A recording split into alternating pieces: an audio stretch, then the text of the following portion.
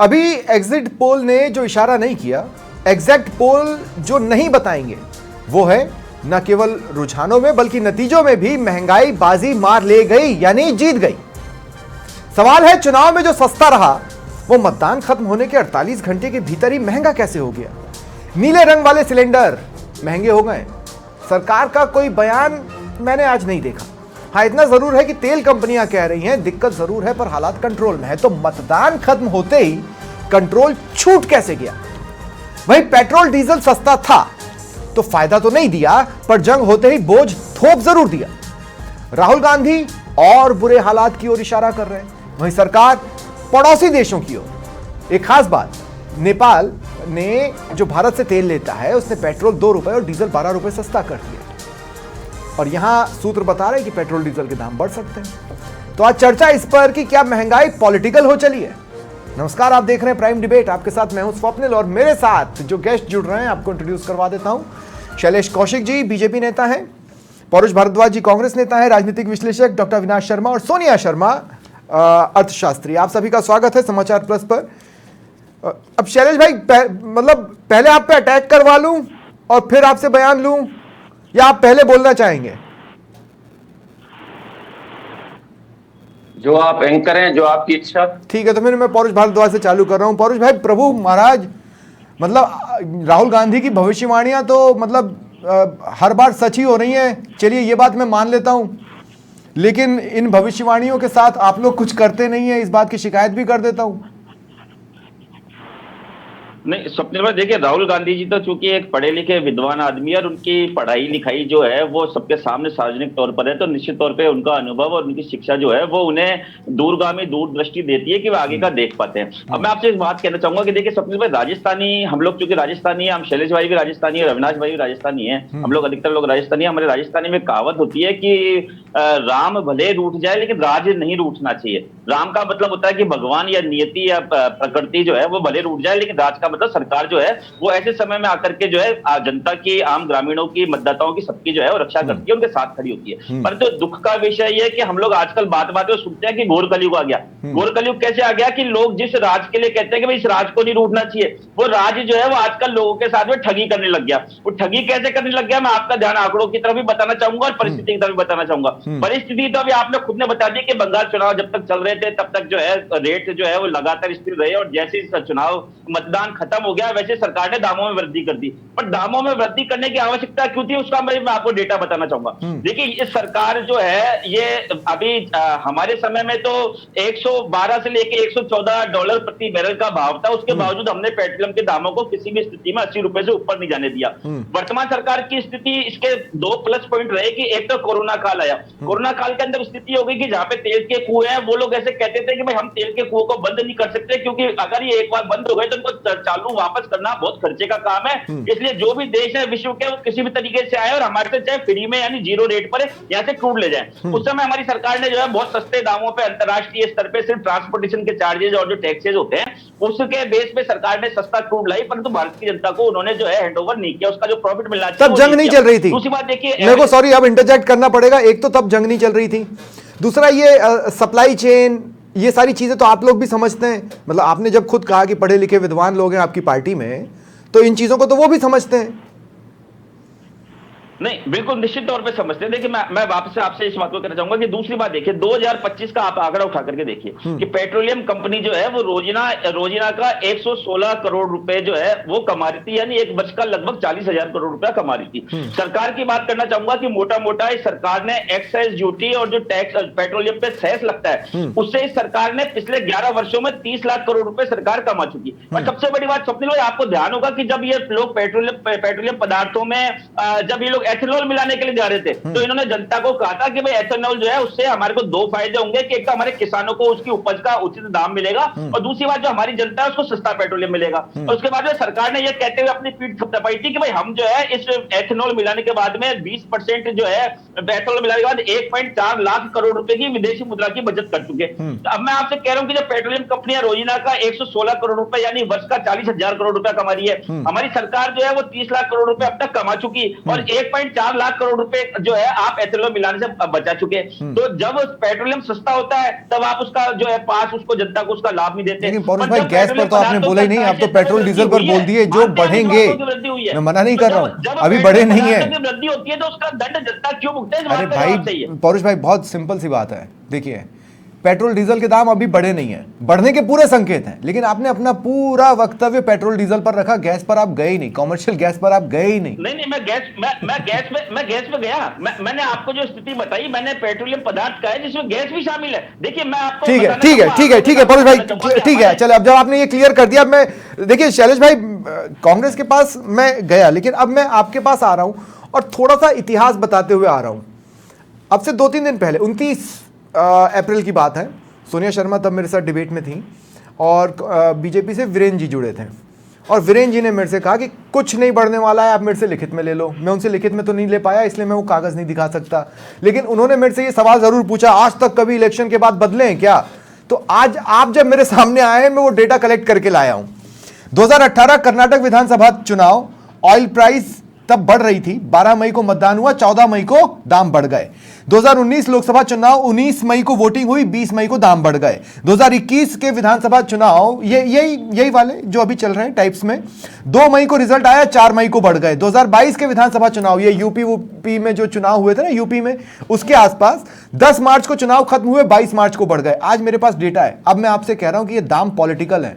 ये पॉलिटिकल इसलिए है क्योंकि भाई बीच चुनाव के उसमें एक विशेष सत्र हो सकता है, लेकिन दाम नहीं बढ़ाए जा सकते, क्योंकि विशेष सत्र से वोट आते हैं और दाम बढ़ाने से वोट चले जाते हैं।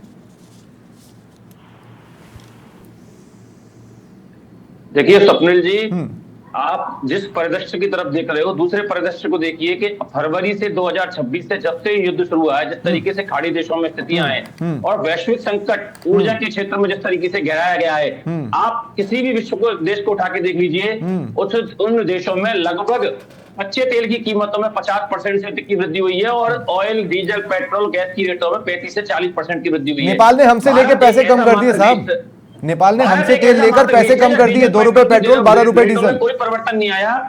और स्वप्निल जी, जिस तरीके से आप बात कर रहे हैं, आज एक बात बताइए, 88% लोग जो घरेलू गैस पर निर्भर होते हैं, केवल कुछ आबादी ऐसी है जो कॉमर्शियल गैस का यूज करती है, उसकी रेटों में जिस तरीके से लगातार वैश्विक संकट के कारण जो आर्थिक स्थिति जो है, जो वैश्विक, अरे शैलेश भाई आप भी जानते हैं, मैं भी जानता हूं, पेट्रोल डीजल के दाम बढ़ेंगे ना, रेट बढ़ रही है, पेट्रोल डीजल के दाम बढ़ाएंगे ना, पेट्रोल डीजल के दाम आप बढ़ाएंगे ना, पेट्रोल डीजल के दाम आप बढ़ाएंगे ना। कितने देशों ने कब तक दाम बढ़ाए?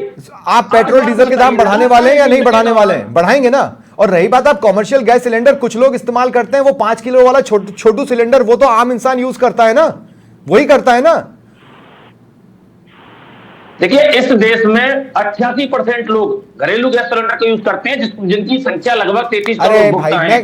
फिर केवल आप देखिए मेजर, और भारत सरकार ने, किसी भी तेल कंपनी ने किसी भी घरेलू गैस सिलेंडर की रेट में कोई वृद्धि नहीं की है। अब जरा पौरुष जी, स्वप्निल जी में दूसरा एक पौरुष जी ने बहुत सारी बात कही थी विद्वानता की, तो इनके जब कर्नाटक में चुनाव हुए थे, मैं थोड़ा सा समय मुझे देना, कर्नाटक में चुनाव होने के बाद जो जिस तरीके से खटाखट योजना थी और चुनाव होते ही इनकी सरकार ने पेट्रोल पर 3 रुपए और डीजल पर 3 रुपए बढ़ाए थे, वैट बढ़ाया था। इनके मंत्री ने वक्तव्य दिया गया था कि भाई हमें सरकार की गारंटी की योजना पूरा करने के लिए वैट बढ़ाने की आवश्यकता है। हिमाचल में आपने देखा किस तरीके से सरकार बनने के शैलेश भाई एक बात बताइए, शैलेश भाई मुझे एक बात बताइए, मोटा मोटी बात बताइएगा, ये असम चुनावों में, तमिलनाडु के चुनावों में, ये बंगाल के चुनावों में आप लोगों ने जो फ्रीबी देने का वादा किया है, जो पैसे बांटने का वादा किया है, आपको पता है ना वो कितनी बड़ी राशि रहेगी। उसी का इस्तेमाल अगर हम ये कर लेते कि भाई अभी फिलहाल एक काम करो, वो कंडीशन जब बनेगी तब बनेगी, अभी हम आपको इस खतरे से बचाने के लिए इस पैसों का इस्तेमाल यहां करने वाले हैं, कुछ समय के लिए फ्री भी नहीं देंगे, वहां तो बराबर पैसे आते हैं आप लोगों के पास शैलेश भाई। और रही बात कॉमर्शियल सिलेंडर की, मैं होटल में जाके 12 रुपए की रोटी 14 रुपए में लूं क्योंकि आप अक्षम हैं।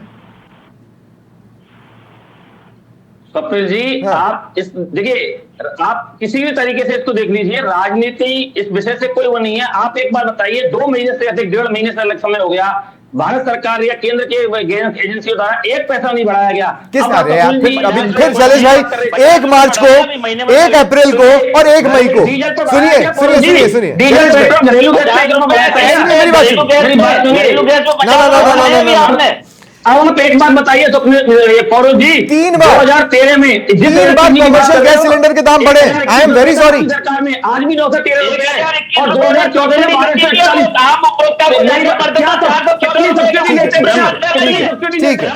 ठीक है 2 मिनट। बहुत सिंपल सा सवाल है। पौरुष भाई बीच में ना बोले। आपको अनइंटरप्टेड टाइम दिया है और मैं फिर पीसीआर से आपको म्यूट करवाऊंगा, सही नहीं होगा। पौरुष भाई पहले आपको रुकना पड़ेगा। पौरुष भाई आपको रुकना पड़ेगा। आपके बीच में किसी को नहीं बोलने दिया। शैलेश कौशिक को मैं काउंटर कर सकता हूं। पौरुष भारद्वाज को म्यूट कर दें। शैलेश भाई अरे शैलेश भाई 2 मिनट मेरी बात सुनिए। मैं आपको कोरोना का टाइम याद है जब पेट्रोल डीजल पर सिर्फ ट्रांसपोर्ट चार्ज थे, तब भी 5 रुपए आपसे कम करते नहीं बने थे या कम करवाते नहीं बने थे। तो जो इतना फायदा कमाया है उसको इस्तेमाल करके यूज करने का वक्त आया, सबने पीठ मोड़ ली। स्वप्न जी, भारत सरकार ने जिस तरीके से पूरे युद्ध के दौरान पूरे विश्व के, आप किसी भी देश को देख लीजिए, मैं आपसे फिर कह रहा हूं, किसी भी देश को देख लीजिए, कितनी बार दाम बढ़ाए, कब बढ़ाए, कितने बढ़ाए, भारत सरकार ने 1 रुपया डीजल पेट्रोल पर नहीं बढ़ाया। आज बढ़ाने वाले गैस सिलेंडर पर जिस तरीके से थोड़ी बहुत राशि बढ़ी है, आप इस बात को इस तरीके से देखिए कि लगातार कॉमर्शियल गैस सिलेंडर में 3 महीने में तीसरी बार हर महीने की पहली तारीख को, मार्च में, अप्रैल में, मई में, 1 मार्च को बढ़े, 1 अप्रैल को बढ़े, 1 मई को बढ़े कॉमर्शियल गैस सिलेंडर के दाम। 3 महीने में 3 बार लीजिए। और घटे कब थे ये तो बता दीजिए। कब घटे थे या मैं बताऊं कब घटे थे, कितने घटे? अगस्त में, जुलाई में घटाया भी था भारत सरकार ने। जुलाई में घटाए थे कॉमर्शियल पर, आप उठा के देख लीजिए। जुलाई में, अगस्त सितंबर में घटाए भी थे पैसे। पिछले सब में तो अभी पिछले 3 महीने गिना रहा हूं मैं तो पिछले 3 महीने। देखिए मैं घटाने की भी तो बता रहा हूं। जब कुछ स्थिति में भारत सरकार 1303 रुपए बढ़ गए भाई, लेकिन ये नहीं है आज की स्थिति। और ठीक है सरकार ने राहत दी थी। ठीक है सोनिया जी, अब मैं आपके पास आ रहा हूं। सोनिया जी मुझे कुछ बात समझाइएगा, ठीक है। अप्रैल में सरकार की आमदनी 2.83 लाख करोड़ जीएसटी कलेक्शन यानी बढ़ी है। तेल कंपनियां फायदे में, 1.34 लाख करोड़ का फायदा तेल कंपनियों ने शो किया है ना। तो फिर कहां प्रॉब्लम आ रही है? सबसे बड़ी प्रॉब्लम आ रही है कि हम आम भाषा में बात करें तो बीमारी का इलाज जो होता है वो बीमारी से थोड़ा महंगा होता है। अभी हम सिर्फ पेट्रोल कंपनीज के प्रॉफिट पे बात कर रहे हैं, पीछे उन्होंने लॉस भी तो भुगता है। अभी वैश्विक सिचुएशंस ऐसी हैं कि दाम चारों तरफ बढ़ रहे हैं। और ये जो बात कह रहे हैं, मैं किसी राजनीति से प्रेरित होकर नहीं कह रही, लेकिन माना 12% कमर्शियल उपभोक्ता है सिर्फ भारत में, लेकिन कमर्शियल एलपीजी का सबसे बड़ा कंजम्पशन होता है फर्टिलाइजर सेक्टर में। तो हम एक कृषि प्रधान देश हैं। जब हमारे किसानों को आपका फर्टिलाइजर महंगा मिलेगा तो आप ये मान के चलिए कि हर चीज़ महंगी होगी, दलहन महंगी होगी, अनाज महंगा होगा, उनकी ट्रांसपोर्ट कॉस्ट महंगी होगी, फ्रूट्स महंगे होंगे, सब्जियां महंगी होगी। तो अल्टीमेटली आम आदमी के ऊपर इसका इम्पैक्ट आएगा ही आएगा। आज हम ये मान के चल रहे हैं कि आज के कॉन्टेक्स्ट में जो 1030 रुपये इन्होंने बढ़ाए हैं, तो 15,000 रुपये की जिसकी सैलरी है और 10,000 रुपये का जिसका ग्रॉसरी और राशन का खर्चा है, उसके 495 रुपये से लेके 550 रुपये महीने तक का फर्क पड़ेगा। उसके लिए महंगा हो जाएगा। वो उसके लिए एक दिन की दिहाड़ी है। आप ये मान के चलिए कि जो एक बहुत जो लेमैन जिंदगी बिताता है उसके लिए सेविंग्स करना और मुश्किल हो जाएगा। तो इम्पैक्ट आएगा ही आएगा। हम इस बात से डिनाई नहीं कर सकते कि इसका कोई फर्क नहीं पड़ेगा कि 88% रेजिडेंशियल है, 12% कमर्शियल है। क्या कॉम्पनसेट किया गया? मतलब अभी कॉमर्शियल गैस के दाम बढ़ाए गए, डोमेस्टिक के नहीं बढ़ाए गए जी। मतलब डोमेस्टिक के भी साथ बढ़ सकते थे, तो क्या कॉमर्शियल सिलेंडर के दाम बार बार बढ़ाकर इसे कॉम्पनसेट किया जा रहा है? बिल्कुल कॉम्पनसेट किया जा रहा है, क्योंकि मैंने बताया आपको फर्टिलाइजर सेगमेंट जो है वो सबसे बड़ा कंज्यूमर है कमर्शियल गैसेस का। उसमें गवर्नमेंट ने 50% जो नेचुरल गैसेस की प्राइस इंक्रीमेंट हुई है वो गवर्नमेंट खुद अपने एंड पे बेयर करेगी। तो सरकार ऐसा नहीं है कि एफर्ट्स नहीं कर रही है महंगाई को कम करने के लिए, लेकिन जैसे कि मैंने कहा इलाज हमेशा महंगा होता है। इंजेक्शन से दर्द होता है। तो कहीं ना कहीं जो सरकार पर के कभी कभी efforts हैं- डायग्नोसिस भी गलत हो जाती है, गलत दिशा में बढ़ जाते हैं, फिर आगे जाके पता चलता है ऐसा नहीं है और फिर डायग्नोसिस दोबारा सही ट्रैक पे लानी पड़ती है। वो सिनेरियो भी तो बन सकता है। ये वैश्विक सिचुएशन है सर, डायग्नोसिस पूरे वर्ल्ड को पता है कि हम फरवरी 2026 से युद्ध की सिचुएशन में हैं और हम इंपोर्टर हैं। हमारी गैस पे जो डिपेंडेंसी है, पेट्रोलियम प्रोडक्ट्स पे जो डिपेंडेंसी है, वो पूरी इंपोर्ट पे है। मेजॉरिटी पार्ट हमारा इंपोर्ट होता है। तो वो जब हम सेल्फ डिपेंडेंट बनेंगे उस समय हम प्रॉपर डायग्नोसिस पे जा पाएंगे। अभी हमें विश्व के हिसाब से चलना रहेगा। ठीक है अविनाश शर्मा जी, जैसा कि मैंने कहा ये महंगाई ना बड़ा पॉलिटिकल टाइप की हो गई है। आप समझिएगा मेरी बात भाई, मतदान खत्म होने के 48 घंटे के भीतर वैश्विक स्तर पर वो ब्रेकिंग्स नहीं आई जो 1.5 महीने पहले आ रही थी। लेकिन मतदान के बीच में क्यों, ये तो 28 को बढ़ा सकते थे, ये 20 को बढ़ा सकते थे, ये कभी भी बढ़ा सकते थे, लेकिन 48 घंटे बाद बढ़ी, है ना। तो महंगाई का पॉलिटिक्स से कनेक्शन तो होता है, चुनावों से कनेक्शन तो होता है। अविनाश जी देखिए स्वप्निल जी, आपके माध्यम से मैं आपके दर्शकों को और जो पैनलिस्ट बैठे हैं उनको भी एक बात बताना चाहूंगा। निश्चित तौर पर ये भारत देश है, यहाँ कभी बंगाल के चुनाव आते हैं किसी साल दिल्ली के चुनाव होते हैं, फिर अभी 27 में उत्तर प्रदेश के चुनाव आ जाएंगे, फिर 28 में राजस्थान के चुनाव आ जाएंगे। लेकिन चुनाव यहाँ चलते रहते हैं, ऐसा कुछ ही नहीं है कि ये चुनाव से जोड़ करके इसको देखा जाए, पहली बात। दूसरी बात, पर अरे अविनाश भाई आई एम सॉरी, मैंने आपको इतने सारे इलेक्शंस अभी डिबेट के दौरान गिनाए जिसमें इलेक्शन या तो मतदान खत्म होने के बाद या रिजल्ट आने के कुछ ही घंटों बाद बढ़ाए गए। स्वप्निल जी सुनिए, हाँ मुझे बात तो कंप्लीट करने दीजिए मेरी, मैं सारे मुद्दों पे आ रहा हूँ। आपने जो जो सवाल किया मैं उन्हीं का जवाब दे रहा हूँ। तो किसी राजनीतिक पार्टी के लिए सिर्फ एक परिवार बहुत इंपॉर्टेंट रहता है और किसी के लिए देश इंपॉर्टेंट रहता है, पहली बात। दूसरी बात मैं आपको बताना चाहूंगा, जिस प्रकार से आज जो वैश्विक हालात चल रहे हैं, युद्ध की स्थिति है, इस युद्ध की स्थिति के बावजूद भी अगर देखा जाए तो 2014 से लेकर 2025 तक जो महंगाई की जो स्थिर दर रही है वो 4 से और 6% के बीच में रही है, ना कि जो 2004 से लेकर और 14 तक की जो वैश्विक जो दर रही थी, महंगाई दर, वो रही 8% से भी ऊपर। तो पहली बात तो आप ये देखिए। नहीं, पर आप उसको महसूस कर पाएंगे अगर आप ये कह रहे हैं महंगाई काबू में। अविनाश जी अरे अगर आप ये कह रहे हैं, अरे पौरुष भाई प्लीज बीच में ना बोलो, पौरुष भाई बीच में मत बोलो, पौरुष भाई बीच में मत बोलो प्लीज, पौरुष भाई बीच में मत बोलो, मैं आपके पास आऊंगा, आपको समय दूंगा। पौरुष भारद्वाज प्लीज सुनिए, पौरुष जी आपको रुकना पड़ेगा। पीसीआर पौरुष भाई प्लीज, परिवारवाद है, अरे अमित शाह का बेटा एक सुनाई दिया क्या? फिर अभी अमित शाह पे चले जाएंगे तो फिर बात ही नहीं होगी इशू पर। 2 मिनट रुको ना पौरुष भाई। अविनाश भाई मेरी बात को सुनो, अविनाश भाई नहीं मेरी बात को सुनो, क्या आपको महंगाई आप कितने ही आंकड़े स्थिर रहे, क्या आपको ये नहीं लगता? सुनिए अविनाश भाई मैं ये कह रहा हूं, 14 से 25। अरे सुनिए मैं आपसे एक बात कह रहा हूं अविनाश भाई, मुझे ये बताओ महंगाई कितना ही आंकड़ों के हिसाब से काबू में रही हो, क्या आपको ये नहीं लगता कि आप जो 100 ग्राम चीज खरीद रहे थे और जितने में खरीद रहे थे वो अब उतने में नहीं आ रही? क्या आपको पता नहीं चल रहा? स्वप्निल जी बिल्कुल निश्चित तौर पर 60 रुपए की थाली जो स्टूडेंट खा रहा है अब उसको 80 या 90 रुपए देने पड़ेंगे, वो कौन झेलेगा? नहीं हुई है, बिल्कुल हुई है, निश्चित तौर पर हुई है। लेकिन आम आदमी को इस बारे में पता है, जो वैश्विक हालात चल रहे हैं, हम 85% से ज्यादा इंपोर्ट करते हैं, इससे अछूते हम नहीं है। और प्रधानमंत्री जी मोदी जी ने स्पष्ट तौर पर ये कह दिया था, जिस प्रकार से कोविड के हालातों से हम निकले हैं उसी प्रकार से हमें अरे पर कोविड के हालात में हमें कौन सी राहत मिली? इनको राजनीति करनी है, इनको सिवाय राजनीति के ठीक है देश सर्वोपरि नहीं है। ठीक है अब मैं आपको रोक रहा हूं। पौरुष भारद्वाज मुझे एक बात का जवाब दें, ये चुनावों के बीच में प्राइस नहीं बढ़ाने का दांव तो आप भी बहुत खेल चुके हैं।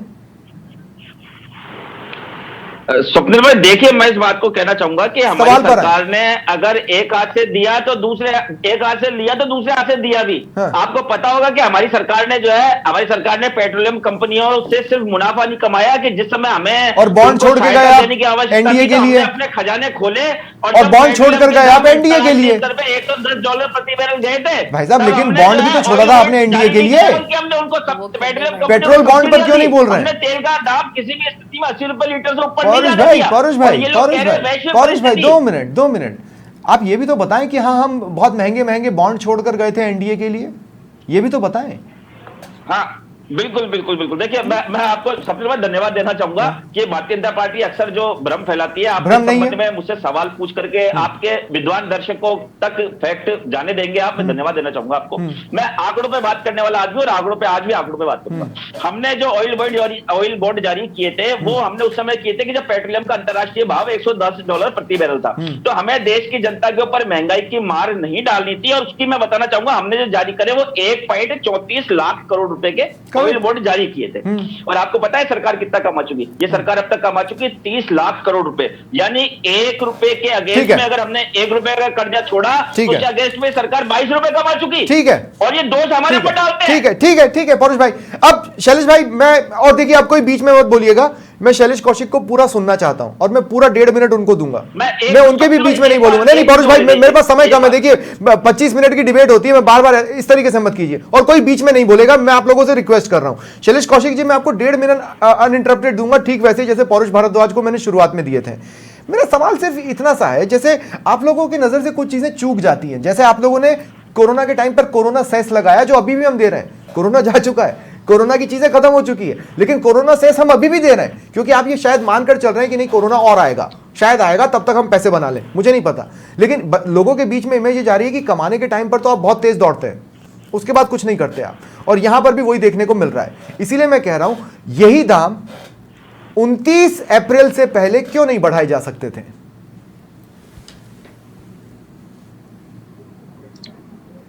देखिए स्वप्निल जी, आप तो 29 अप्रैल तक जा रहे हैं, मैं कह रहा हूं जब ये युद्ध शुरू हुआ था फरवरी में, आप इस बात को भी कहिए ना कि 28 फरवरी से क्यों नहीं बढ़ाए जा सकते थे?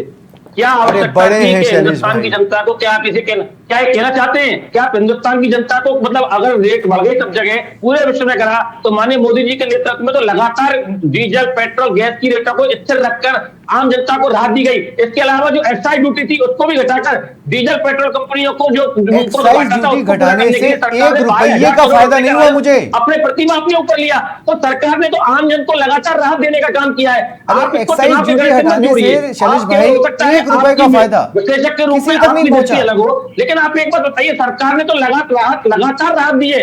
आप बताइए अगर ऐसी स्थितियां होती तो जिस तरीके से वैश्विक संकट था, जिस तरीके से देशों में 50% से ऊपर दाम बढ़े थे, भारत सरकार भी बढ़ा देती, तेल कंपनियां बढ़ा देती, लेकिन आवश्यकता जनता को अधिक से अधिक राहत प्रदान कर देगी। संवेदनशीलता का समय जो मोदी जी के नेतृत्व में दिखाया। शैलेश भाई 2 सेकंड, क्या आप ये प्रॉमिस कर सकते हैं कि कम से कम 1 महीने पेट्रोल डीजल के दाम नहीं बढ़ेंगे? क्योंकि आप लगातार पेट्रोल डीजल पर बोल रहे हैं,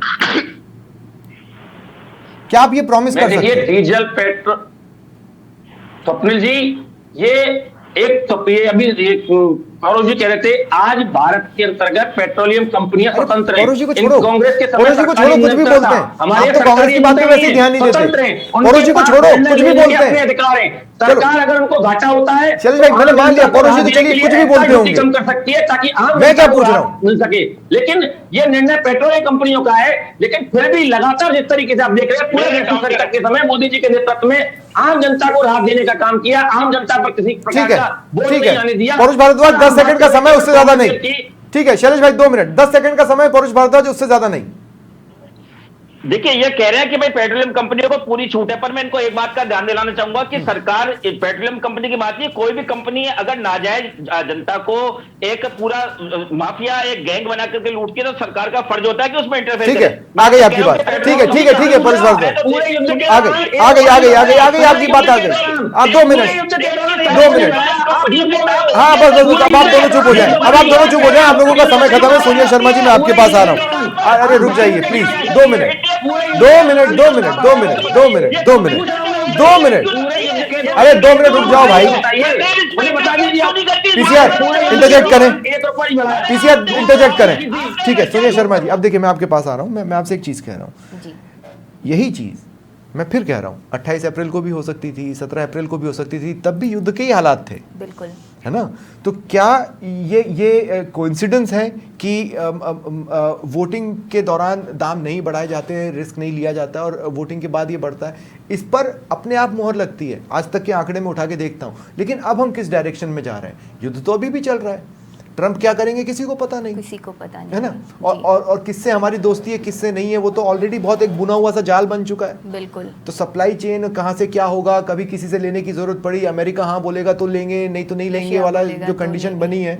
इसलिए मैं आपसे पूछ रहा हूँ कि अभी हम मतलब अब नेक्स्ट डायरेक्शन क्या होगी?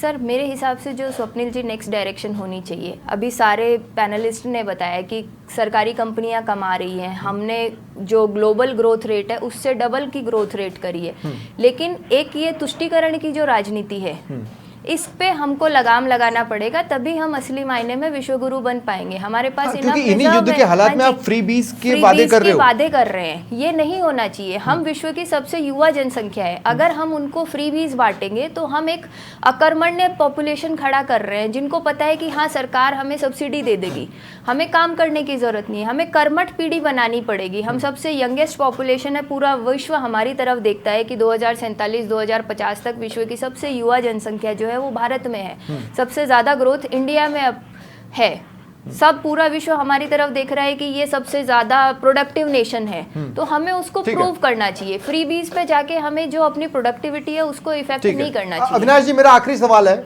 और अविनाश जी मैं ये कह रहा हूँ कि आपको याद होगा 2008 का वो दौर जब रिसेशन आया था, पूरी दुनिया में नौकरियां जा रही थी, तब हम सरकार से कह रहे थे कि हमारे यहाँ नौकरियां जा रही है, अनएम्प्लॉयमेंट बढ़ रहा है ना। हम सरकार में दोष खोज रहे थे, हमने उन्हें लीवे नहीं दिया था कि नहीं अब जो पूरी दुनिया में ही जा रही है तो फिर भारत में भी जा रही है, नहीं दिया था, ठीक है। 2013 के आसपास जब पूरे दुनिया में जो प्रति बैरल 112-113 डॉलर चल रहा था और ये 72 तक गए थे, हमने उन्हें बिल्कुल नहीं दिया था कि ये लीवे नहीं दिया था कि दुनिया भर में जो हो रहा है उसकी वजह से। मोदी सरकार को ही लीवे क्यों मिलना चाहिए? देखिए स्वप्निल जी, निश्चित तौर पर मैं आपको बताना चाहूंगा 2008 और 2013 की जो बातें आपने बताई, इसके बावजूद जब मोदी गवर्नमेंट में भी जो क्रूड ऑयल था वो 140-45 बैरल प्रति डॉलर तक भी गया था, तब जनता पे इसकी मार नहीं थी। लेकिन देखिए आपको एक चीज समझनी पड़ेगी, जब अरे पर भाई साहब 40 रुपए में आया था तो फायदा भी तो नहीं मिला था। 140 डॉलर कब चला गया भाई? अरे कब चला गया अविनाश जी? 140 डॉलर। अरे पौरुष भाई प्लीज रुक जाओ, पौरुष भाई प्लीज रुक जाओ, पौरुष भाई प्लीज रुक जाओ, पौरुष भाई प्लीज रुक जाओ। आंकड़ों के साथ बता सकता हूं। हाँ। अरे 140 डॉलर। अरे पौरुष भाई रुक जाओ ना यार प्लीज, जवाब दो पहले। हाँ रुक जाओ। कैसे लोग विश्लेषक बन के आ जाते हैं? अरे यार पौरुष भाई please, no personal attacks please. हाँ अविनाश जी, मैं आपको आंकड़ा बता सकता हूं कब गया है। छोड़ो छोड़ो आप छोड़ो। सरकार में भी गया है, हाँ। लेकिन उसका वजन जो था आम पब्लिक पे ना डाल करके सरकार ने खुद। अविनाश भाई कौन से साल में गया? मैं जिज्ञासु पौरुष भाई, हूं, मैं जानना चाहता हूं, मैं ज्ञान पिपासु व्यक्ति हूं, मुझे बताइए तो सही। 140 डॉलर प्रति। तो आप सुनिए तो सही, हो सकता है बता दें, सुने तो सही।